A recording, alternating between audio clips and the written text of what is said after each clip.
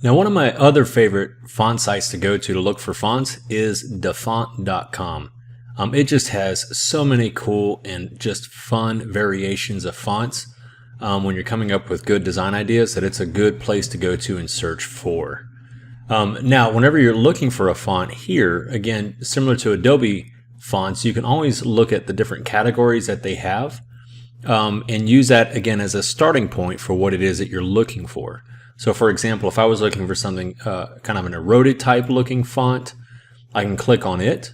And again, you can see all the different types of fonts available for that particular category. One of the things I recommend is that you always use sample text of the text that you want to appear in that font. So for example, for the name tag project, you would want to type in your name.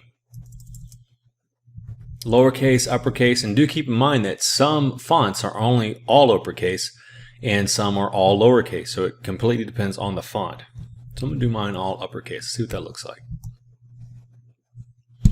You hit enter, and now you'll see all the fonts displayed in that text. As you're searching around, and when you find one that you like, let's say it's this one up here. I like the headline. I'm going to keep that one. You're going to hit download. Okay, you'll notice it downloaded a zip file. I'm going to open up my downloads. And there it is right there. And notice it's a zip file. So to unzip it, I'm going to right click. Again, I'm on a PC. I'm going to choose extract all. It asks me if it wants to show completed files. Sure. I'm going to hit extract. Here's the folder, and there's the actual font. Okay. Now, if you are on a PC, you can install a font by right clicking it and choosing install. If you're on a Mac, I think all you have to do is simply double click the font and you should be good.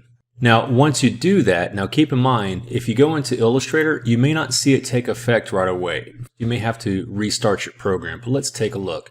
And again, for this purposes, I'm actually going to come up here to my character panel up here. It's the exact same as this one, but because I'm limited on space, I'm just going to choose this so you can see it a little bit easier.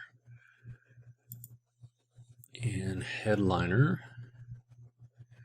Again, these are all listed in alphabetical order. Oh, there it is. So right there. And then click on it, and it's been applied. And that's it. That's really all you need to know about using daFont to locate, find, and download a font and to install it.